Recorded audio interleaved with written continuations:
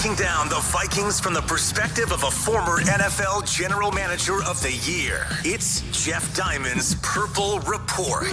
Presented by your select Minnesota Buick GMC dealers. Welcome to Jeff Diamond's Purple Report, brought to you every Monday and Thursday during the Viking season by your select Minnesota Buick GMC dealers and the 2024 GMC Sierra on 1500 ESPN. Available 24/7 on YouTube via links from the 1500 ESPN and Score North websites. I'm Jeff Diamond, former Vikings GM, former Tennessee Titans president. Our producer is Sam Bird, does a great job with all of our highlights, coming in on a day when not too many people are working, but we're working, Sam, because it's Packer week. That's right. I got the best parking spot in the parking lot today, which was amazing. Never had that before. And I wouldn't miss this show. We're previewing a really, really big, and not only NFC North battle, Jeff, but as you know, I mean, the Vikings are still jockeying for that number one seed in the NFC, if you can believe that. Yeah. Going into week 17 here. It is incredible. Never would have seen that happening before the season, but here we are, week 17, and a huge game between the Vikings and Packers, which was moved to 3:25 p.m. Yes, for those of you still looking at your noon start schedule. So at least they moved it up a little bit to be the prime doubleheader game, even though it should have been a primetime game. But as we said before, they're hoping the Vikings win and the Lions win, and at the next week it'll be flexed to Sunday night in Detroit for all the marbles for the NFC North title for the number one seed.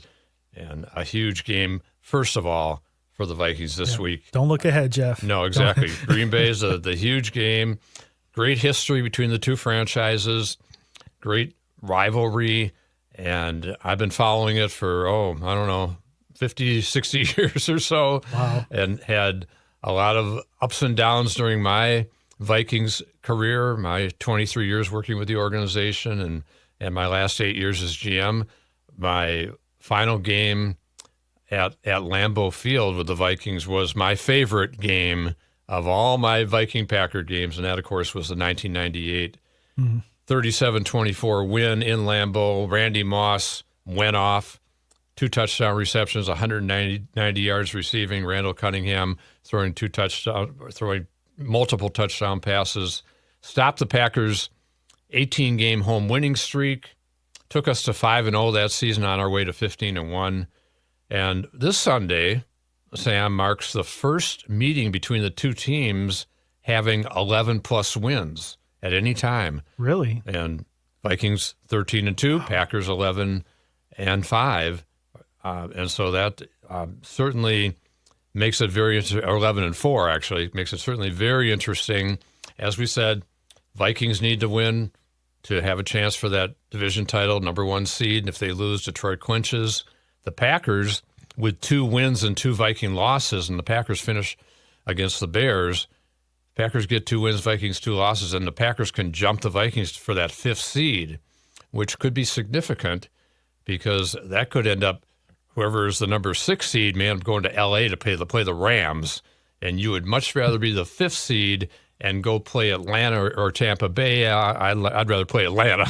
Right. But the Vikings have their eye on number 1, getting the week off and having perhaps multiple home games at U.S. Bank Stadium. That would be phenomenal. And as we know, this is a rematch of the Week 4 game at Lambeau this year, which the Vikings jumped out to that 28-0 lead in the second quarter. 3 Sam Darnold touchdown passes before Jordan Love rallied the Packers in the second half. And he had 3 fourth-quarter touchdown passes to make it close. And Will Reichard kicked a 33-yard field goal 6 minutes to go, which ended up being the difference in the game. But the Vikings had to get a couple stops on defense at the end. It was a little tenuous, shall we say. But the Vikings held on for that 31-29 win, got them off to that 4-0 start, and took advantage, obviously, from there, where they've now won 8 straight games. We're going to make our predictions later. I got to say, Sam, I've been in a quandary all week about this game and how to pick it because Green Bay is a very talented team, but they're banged up. They're on a short week, having played on Monday night against New Orleans, even though they drilled them 34-0. They were able to rest a bunch of players. But I still saw Jordan Love in the game in the fourth quarter before I turned it off. So they didn't. Yeah. He didn't get a lot of rest. And I think there are a number of keys we're going to talk about in this game. But first, let's go back to that Week 4 win. Exciting game. And let's look at a couple of highlights from that game. And here was Jordan Addison's touchdown reception. It was his first TD catch in 2024 on the Vikings opening drive. Darnold again with time. Into the end zone. Caught. Touchdown. Jordan Addison. Nice pass protection on that play, but Christian Darrisaw was still in the lineup then. Yep. It's been a little shaky in recent weeks, even though they've had some good moments where they've protected well, but they've had some shaky times and gotten beat on some delayed blitzes.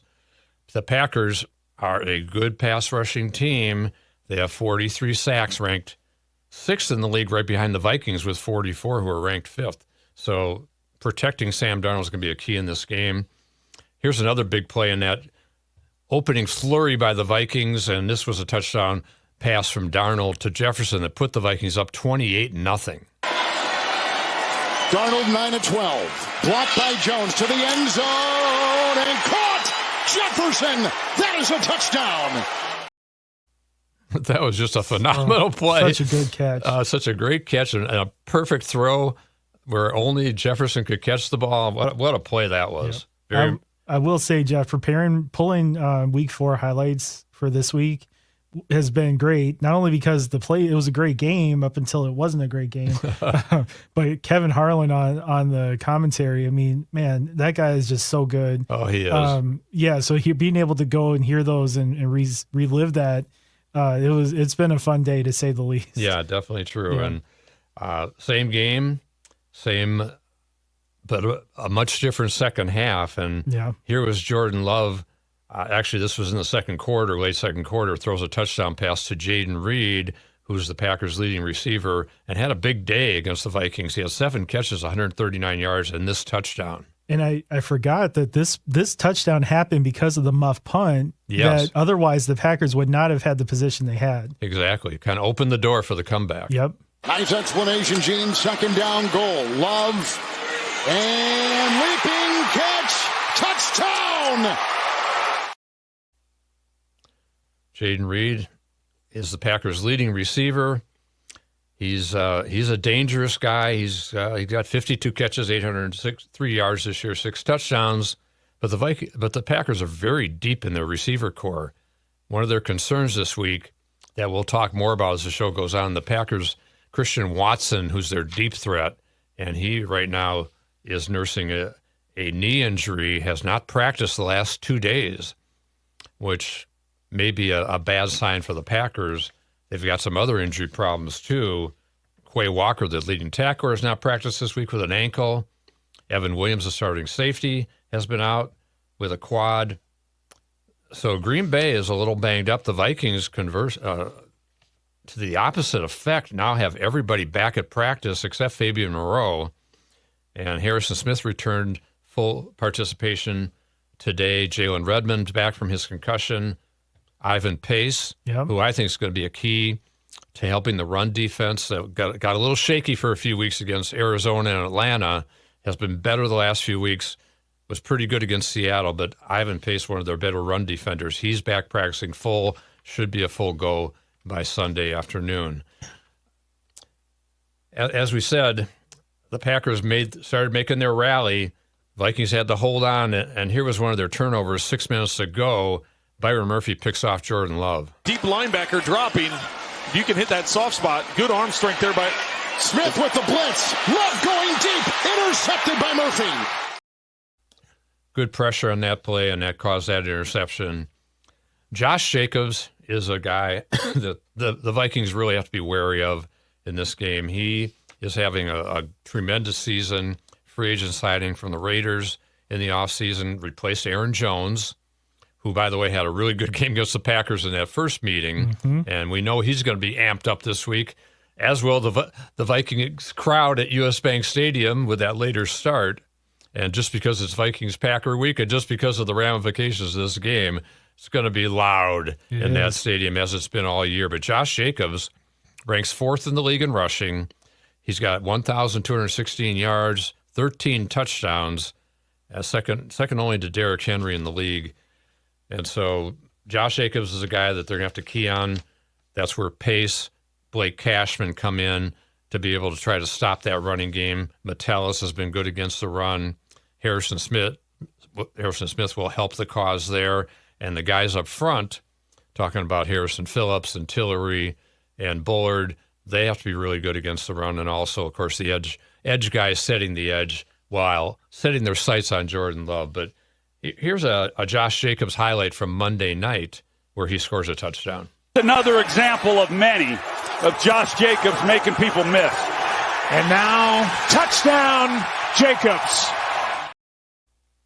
He's got great moves. He's very strong. He's a guy they're going to have to watch out for.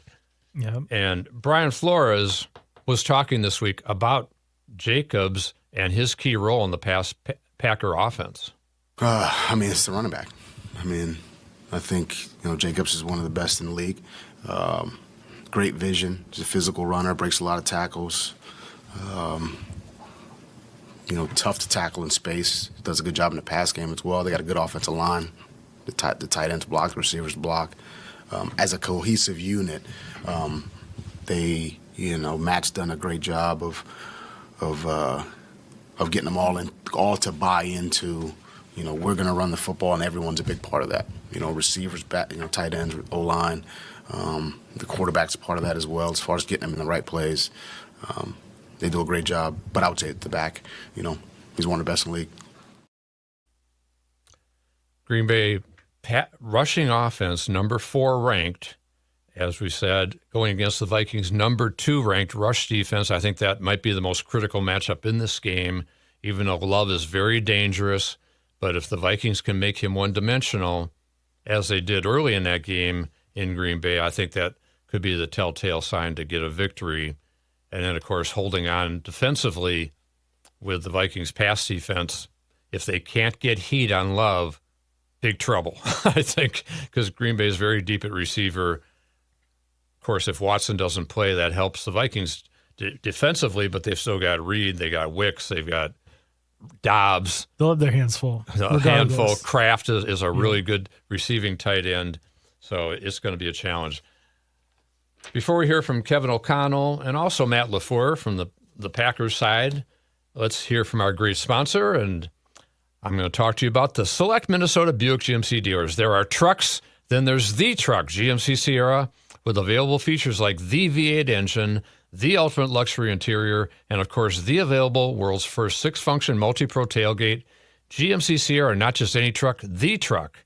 GMC's continued commitment to professional-grade engineering is on full display at your Select Minnesota GMC dealers. Stop by and choose from our wide selection of colors, models, and trim levels. Our friendly sales professionals are ready to work with you, so you drive home happy with not just any deal, the deal. So come take a test drive today. We are professional-grade GMC. Well-qualified buyers get 0% APR on 2024 GMC Sierra light-duty models. See your Select Minnesota GMC dealers today. Length of contract limited. Some customers will not qualify. Not available with lease and some other offers. Take new retail delivery by 1/2/25.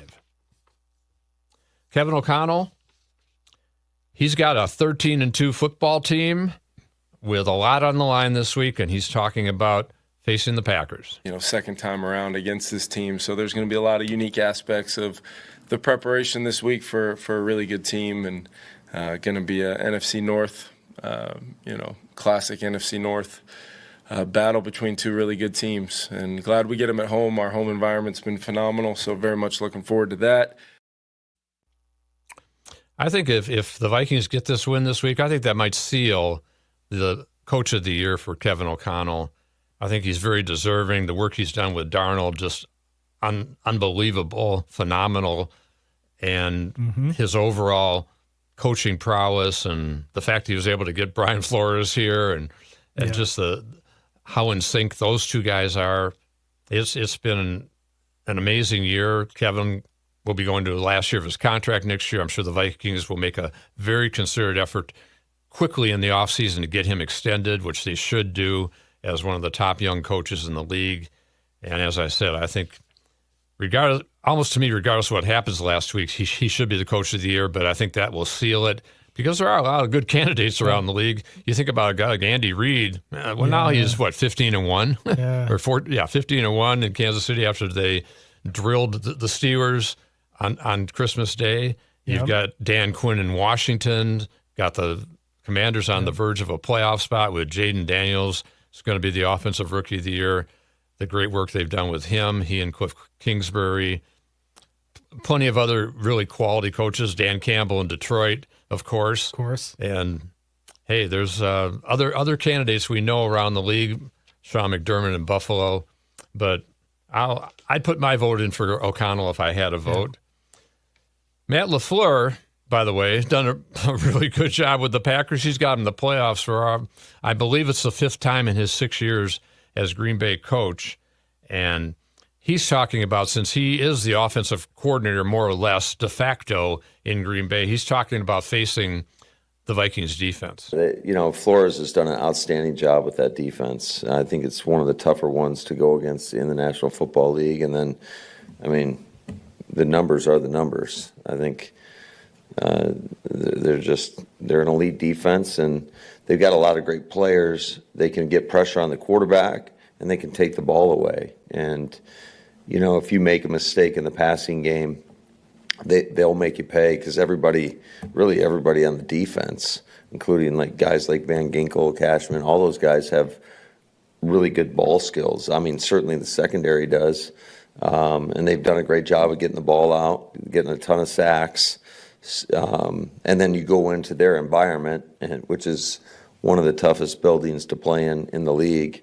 So it's going to be a great challenge for us, and one that, quite frankly, I think we need, because we're going to be going on the road in the playoffs, and this is going to be a playoff atmosphere and a playoff game. Matt LaFleur talking about the Vikings secondary and the takeaways. Vikings lead the league in interceptions with 22. Jordan Love had thrown a lot of picks early in the year, including 3 in that first Vikings game, along with his 4 touchdown passes. But he also threw for 389 yards that game, of course, as they're trying to rally from that 28-point deficit. But I think certainly a big key is the Vikings secondary and how well they can play and match up with those receivers. And it's going to start with the pass rush, putting the pressure on Jordan Love, forcing the mistakes that he's capable of making. If they can get the pressure on him, it will help the Vikings to be at home where the crowd is loud. It's going to be super loud on Sunday, and that helps the defensive, especially the edge rushers, get that jump on the offensive tackles who may have a hard time hearing. Even with a silent count, they may have a slow jump off. So I think that's going to be a key in this game. I think winning the rushing battle, Sam, really big. As we said, stopping or containing Josh Jacobs while Aaron Jones has a pretty good day. In the first meeting, the Vikings outrushed the Packers 120-86. That was a key to getting that victory, and that's going to be a big factor this week again, forcing Love to throw more than he wants to throw. Then you talk about, can the Vikings protect Sam Darnold? And we talked before about the Packers, a really good pass rushing team. Got some ball hawks in that secondary. Green Bay is no slouch in takeaways. They've got 28 to rank 3rd in the NFL. The Vikings have 30, ranking 2nd. So stands to reason turnovers are going to be a huge part of this game. And the Vikings are plus 10, Packers plus 12, both in the top echelon of takeaways and turnover ratio in the league, which is always the key stat in getting wins. And just being able to protect Darnold, give him time to find Jefferson, Addison, Hockenson. I think that's going to be a huge key, because the Vikings receivers had a field day last time against the Packers. I think they can do some damage against those corners. Jair Alexander is a Pro Bowl corner. As we said, he's on the injury list, and he is back on a limited basis. But how effective will he be? He's missed the last 4 games with a knee injury.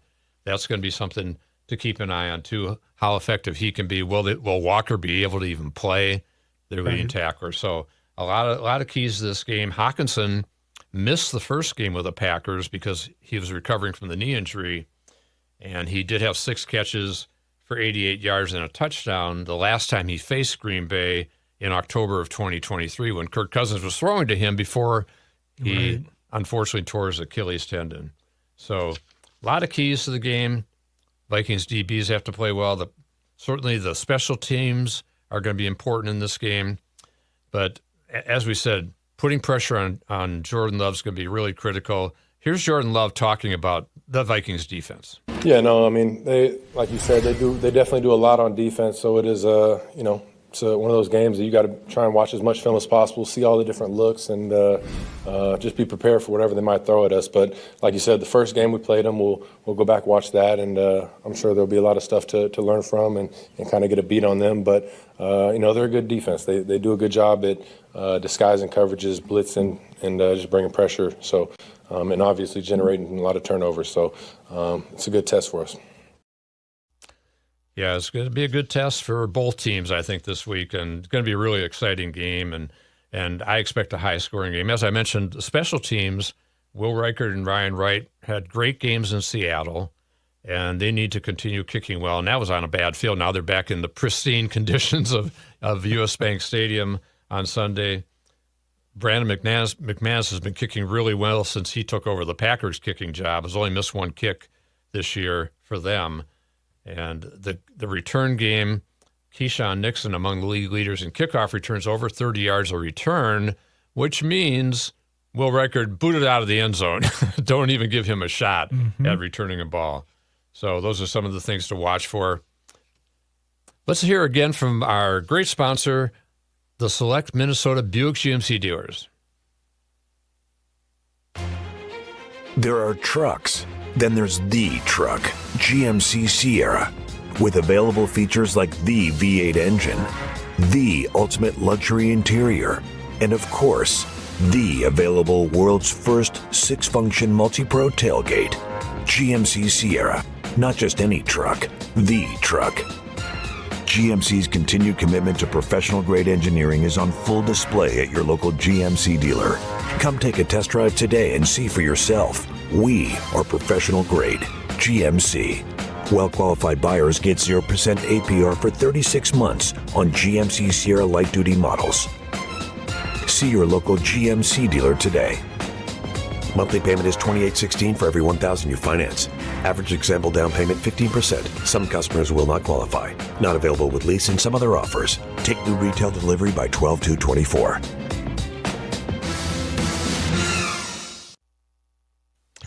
The Packers have some dominant players on defense the Vikings have to watch out for. Kenny Clark has always given Garrett Bradbury fits whenever they've met as the nose tackle for Green Bay. Edgerrin Cooper, a very productive rookie linebacker. Xavier McKinney, one of the league leaders, maybe still leading the league with 7 interceptions. He's a ball hawk in that secondary. And as we said, Alexander on the corner. But the other corners, I think, are beatable. Stokes and some of the other guys the Packers have. Nixon plays a lot for the Packers too at corner. So, Sam, as I said, I really went back and forth on this game all week. And I would say early in the week I was thinking Green Bay. And part of the reason was it's really hard to win 9 straight games in the NFL. And it's also hard to sweep a really good team in the Packers, which would be the case if the Vikings get the win. But I think what kind of has turned my tide on this is thinking about the Packers on a short week, traveling on a holiday week, facing the loud crowd here, even though there will be some Packer fans in there. We know that. But if they can keep them quiet, that's always good. And the Packers' health, I think, the Vikings are the healthier team, which if they're missing Walker, if Alexander is not at full capacity, so they don't put him on Jefferson, try to lock him down on Jefferson, I think that's a factor. And you just think about, on the other side of the coin, the Packers drilled the Vikings 33-10 here last year, but in the same week 17. But in that game, that was Jaron Hall that started, was terrible in the first half. They pulled him, put Mullins in. He was okay, not much better. And Love was hot, and they got beat badly. But I see a real high-scoring game. The Vikings have scored 27 or more points in 3 straight games. the Packers have scored 30 or more in 5 straight games, including 4 wins and a loss at Detroit where they got beat by 3 points. So Green Bay's scoring, it's going to be, I think, a very challenging game. I think the home crowd, the short week, the better health for the Vikings is why I'm going to take the Vikings.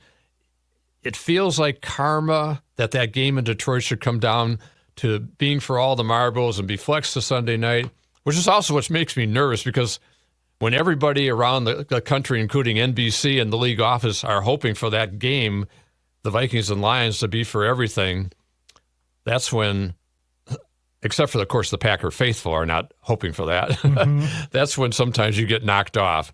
And I could see the Packers winning this game. It would not surprise me, but I'm going to pick the Vikings. I'm going to call it 31-27. How do you see it, Sam?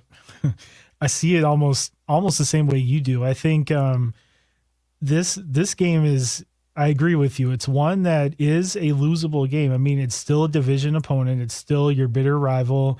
The Vikings in the division this season have, aside from the Monday night game against the Bears, only beat Green Bay by 2 points and then lost to Detroit at home by 2 points and then beat Chicago on the road by 3 points. So we're not talking about huge spreads here, even against the Bears.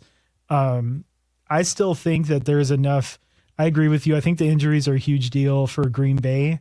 I think that if they can't get the ball rolling early, if they can't get establish a rhythm and a tempo on offense, then it's going to be a long day for Jordan Love. I think just at the end of it, once they kind of figure it out, it just might be too little too late. It's kind of like a repeat of what we saw in week 4. So all that being said, I do think the Vikings are going to win. I think it's going to be, I had it initially at 34-31. So high scoring game for both sides, still 3-point game. And if you can believe this, Jeff, the Vikings are only favored by 1 point at home, with the crowd, with everything on the line. So all that being said, I think they'll pull it out 34-31. Yeah, I could see that score, or I could see my score. And, yep. And as we recall, I did nail that 27-24 Vikings over Seattle last week. Yep. So we'll see if I can get 2 in a row. If I do, I may head to Vegas the next day or something. Jeff, my phone would not stop dinging from all the messages you were sending me about getting that score right. So, yes, congratulations. Yeah, I was gloating on that one a little bit, definitely. But I think certainly it's going to be an exciting atmosphere, terrific game, and looking forward to it very much so. And then, of course, hopefully the next week being even bigger. Looking around the league, as we look in Week 17, Detroit or San Francisco, I think the 49ers will crank it up on Monday night. And, hey, another advantage for the Vikings potentially next week with another team playing on a short week, Detroit, and having to fly from the West Coast after that game. That will give the Vikings an edge, along with all those Lions injuries next week. I'm not saying I'm picking them yet, but I think that San Francisco will play even though they're out of it and they're 6-9, having a horrible season. I just don't think they've got enough to handle Detroit, even in San Francisco. I think what the Vikings need to hope for is a real physically exhausting game for the Lions against the 49ers, who can be a physical team.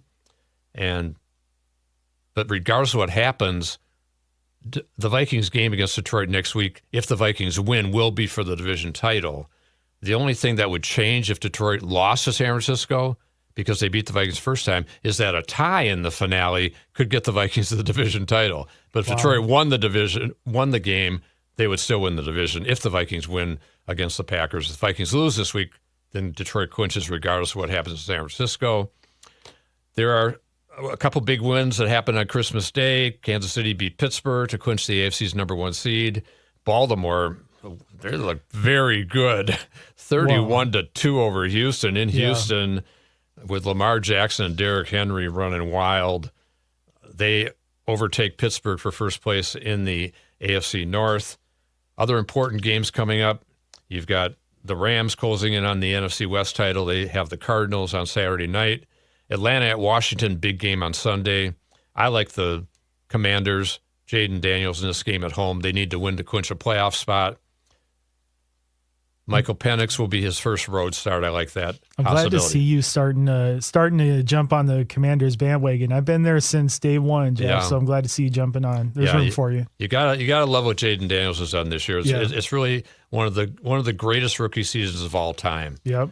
So we're gonna be back on Monday, and we're gonna break down that exciting, great Vikings-Packers game. We expect them to be certainly a close game.